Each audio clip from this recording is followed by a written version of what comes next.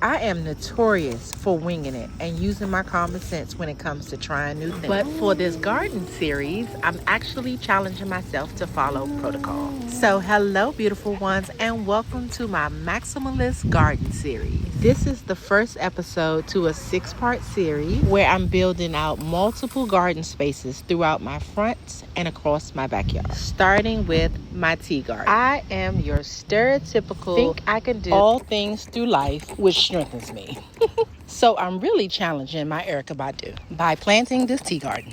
The vibe that I want from this garden is fresh, a little peace, and a space that feels like a ritual. I don't know what happened, but I felt like I was creating an unhealthy ritual by going to Starbucks daily. And I thought how dope it would be to have my own tea garden bed where I can come right out of my house, go to the bed, pick my flower, and make my own tea right from my garden. So, as I mentioned earlier, I wanted to be able to walk straight out of my house, go to my tea garden, pick the herbs, prune them, clip them, and take them right back in the house and make my own herbal tea. So I grabbed this garden bed from Home Depot, and it's about 1 foot by a little over 2.5 feet long, and it only has one drain hole, which is right here. So I'm gonna add a couple of more drain holes because I don't plan on putting any liner into the bed. And if you know anything about herbs, they love the heat. They don't really like a lot of moisture, so you have to put them in a bed that's going to drain. And I'm not gonna say they don't like it, they just survive and thrive better when they're not in a soggy bed. So you just wanna make sure you have good drainage. And you don't need a lot. I don't need a lot. I don't want a lot, okay? But I'm gonna put some of my herbs in here that I'm gonna be using to make my teas.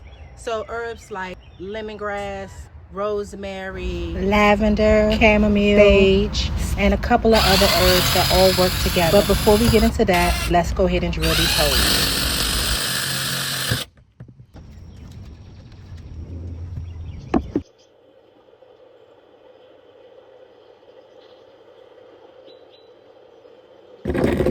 So I want to put the raised elevated garden bed right outside the window so that I can open the window and the wind could let the fresh smell of herbs blow right in. However, I'm doing it a little unorthodox. Don't have a lot of filler. There's other ways that you can fill your garden bed, but I am just recycling and reusing what I already have. I already dug up this dirt. Still has a little bit of grass on it, but I burned all that energy, so we're gonna put it to good use. And listen, even though it has a little bit of grass on it, over time the grass will eventually just like disintegrate, and it will kind of act as like a compost, like a light compost. So some people put, you know, their eggshells, all of their stuff, their compost from around their house through the year. I didn't, and this is what happens. So I don't want to just waste dirt putting it in here. I don't want to buy dirt. Let me say that. I'm not saying I'm wasting, but I don't want to buy dirt to fill up this bed when I know I don't need that much. But I do want to get it high enough. So that's what I'm doing. And I am going to spray some, you know, grass killer in here too. But I'm getting some raisins. Then I'm going to lay a tarp over top of that and then start building up the layers of the dirt for the planting. But because this is such a deep raised garden bed, I don't need that much depth because I'm only putting herbs in it, so I don't need for the roots to go all the way down. So I have about 1/3 of the bed filled up with the loose dirt, the remnants, and I'm going to take this right here, cardboard, and just put it down as a barrier.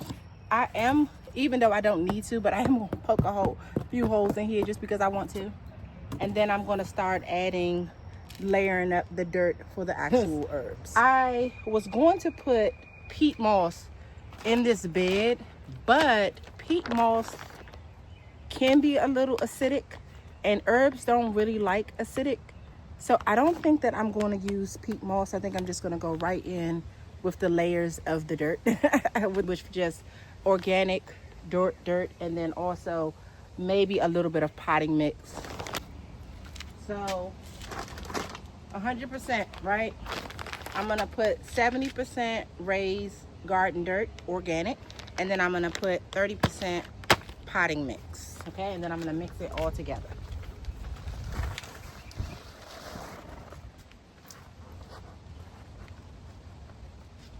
I went on and just put the bed over here because it was starting to get heavy, and I wanted to go ahead and put it in place.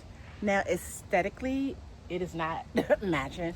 I might spray paint it black eventually, but I don't have any black spray paint. So we're just gonna get the bed done.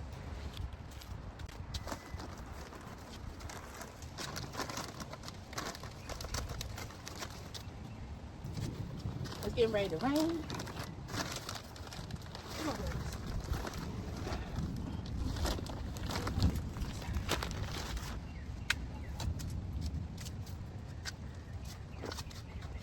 Just gonna kind of mix it together. I just eyeballed that 30 and 70, honestly. I eyeballed that. I think this is a good height too. I might add a little bit more. Here's a tip.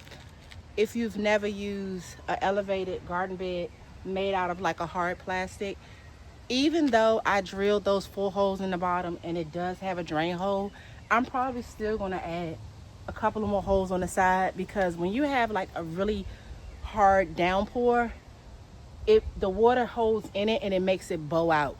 And once it bows out, it's hard to get it back in to it. So I think I'm gonna add a couple of more holes to it. I recommend that you do it too. So I just wanted to share that tip. I think this is good. It's like, you know, I have about that much left for it, and that gives room for if the water builds up. I'm gonna go ahead and spray it with some neem oil. It's best to use neem oil when the sun has gone down and it's getting ready to rain, because you don't want it to kind of like bake into your plants. So I'm gonna just go ahead and spray this with some neem oil. And neem oil basically helps with like mildew, like hard spots. It controls like the insects and the pests. Also spiders. And that's exactly what it says on the bottle. So it's a good mix. As you can see, I've already put the neem in there. Just mixing it in there.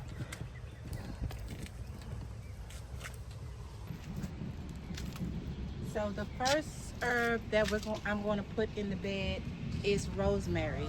And I'm going to put the rosemary closer to the edge of the bed and not deep, because rosemary really likes its feet to be dry.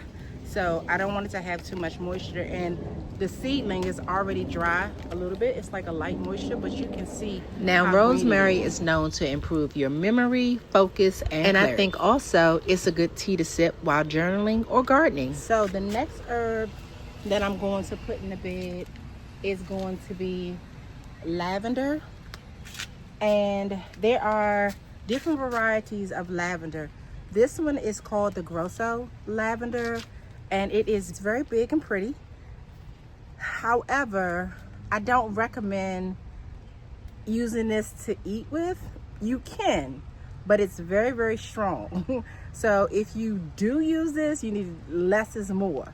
I'm going to put it in the bed because I love the way it looks and I love the fragrance of it. It's very strong with the scent. But I'm also going to put a Munstead lavender, which is a lot smaller, and it's going to get bigger, but you can see the difference in the flowering, the leafing. I'm going to put both of them. You can put both of them. They require the same amount of care, lots of sun. So I'm going to put both of them in the bed, and I'm going to put the lavender right next to the rosemary, and then I'm going to put that just right in front of it.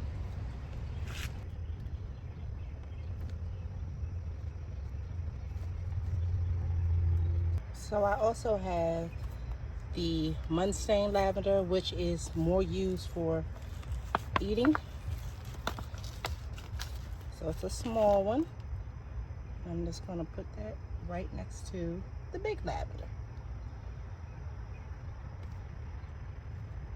Small little lavender. next is our lemon thyme. And it smells so fresh. Oh my God, I love that smell. Yes, I could smell this in the morning. Every morning it smells so good. So let's just stick that kind of like the Cascade over. And if you're not familiar with lemon thyme, it's light, it's citrusy, and it's antibacterial. It helps with coughing, congestion, and it adds bold flavor. Chamomile. I'm gonna put this in. Or should I say queen chamomile? Right here next to the thyme. Chamomile is perfect for like winding down at night, easing stress, soothing your tummy troubles, and promoting restful sleep. And the next herb that I'm adding to this bed is sage. This is the garden sage. And I'm gonna place this one right in front of the lavender. Now, sage is not just for smudging your energy. It is also great for boosting memory, soothing sore throats, and balancing your hormones. I kind of don't want them touching. I don't know, this is just a preference thing. So I'm gonna just move it as close. I may have to just turn this a little bit because it grows. Yeah. And the last plant that I'm planting is a yarrow plant. Now, energy-wise, it says that it's associated with like protection and intuition, but I didn't look too much into that. So even though I said I was on my Erykah Badu, I'm not gonna get that deep with it. But I'm happy to hear. But it was known to stop bleeding and heal cuts like centuries ago, though. So I may have to test that theory out. But I'm going to be brewing it into a tea. Yarrow tea is known for its soothing purposes. It soothes upset stomach. It helps with bloating, cramps. It also can be used as an anti-inflammatory, which helps with swelling, fevers, infections, and it's a known immune booster. And because of its bright color, it's also a garden helper. So it's definitely going to attract pollinators and ladybugs and repel unwanted pests, all while supporting its neighboring herbs. So now we're going to do a quick intermission so that I can make this hibiscus tea recipe right from my garden.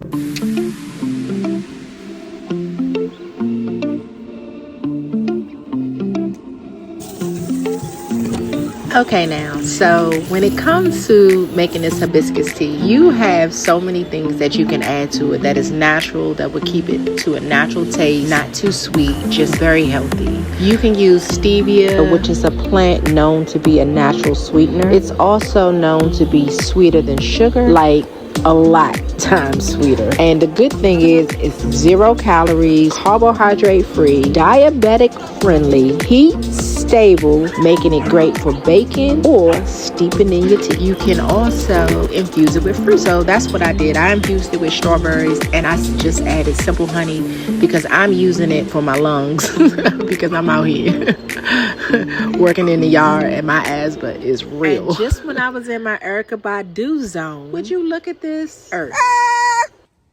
This is why I'm screaming. You see this? Seriously, mommy? I'm serious. I just did this. You were screaming because of that. No, that is something. But that could just and be. this is why I said add the extra holes. But I guess that's what comes with gardening adversity. It ended up turning out to be a good thing because I decided to add a few more plants in the culinary garden bed. So let's talk about it. I am transplanting my chives, my basil, and my pesto all in one bed. I have to put holes. I'm going to drill holes in this bed because it doesn't have a way to release the moisture, and that'll make the plants really soggy, which they kind of have that look now because we had like a 2-day all-day rain, so all of my plants are looking sad, even my roses. The sun is trying to come up just a bit. So I'm going to add my parsley to this bed, and I haven't decided which flower yet, but can I tell you that it smells so amazing? Like, oh my God, I love pesto. Thank you. All right, now in this bed, I'm going to be doing zones. I have not found another white bed to put on my deck's ledge. So far I already have in this bed is the chives, the basil, pesto, and I'm gonna put parsley, and I'm gonna put dill right here because dill kind of shadows over, but this zone right here will be my moisture. I will water this more, and then this zone over here will be the drier zone. Just put it right there. I'm gonna take it down and water the sunflower. Happy birthday to my young boy.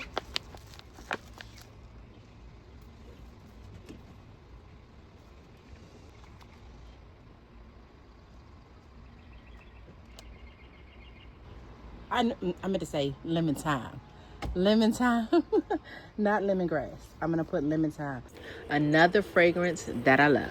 And lemon thyme also happens to be another insect repellent. And placing it in between the sweet basil and the pesto basil creates like an aromatic balance. Since I'm gonna add the oregano, which is again a drier, it doesn't require as much moisture in the dry zone, I'm going to reposition the marigold over to here, because I'm gonna do a marigold here and a marigold here, and I might move this basil. It's just such it's got such, I might put the oregano here and keep this as the dry zone.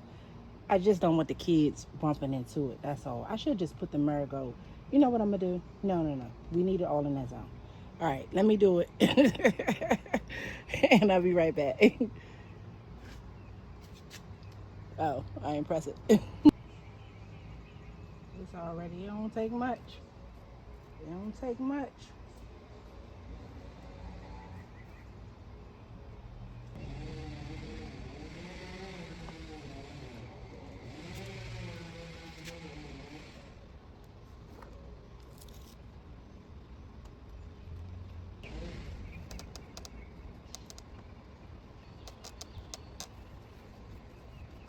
You could be in the wet zone.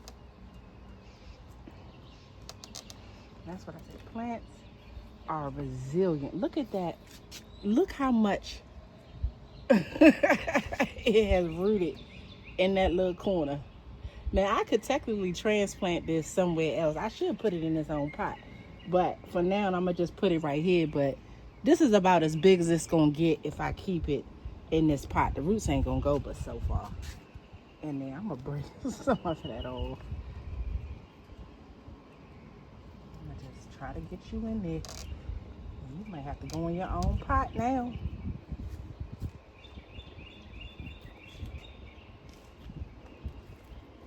See if I can tell you. You know what I should do? Just sit you right there for now. Because you got a lot. You need a lot of space. There you go. Turn this way. Make sure you don't bring it to the back. Hold on, parsley. There we go. Get you to the back. All right, much better. Okay, it can work.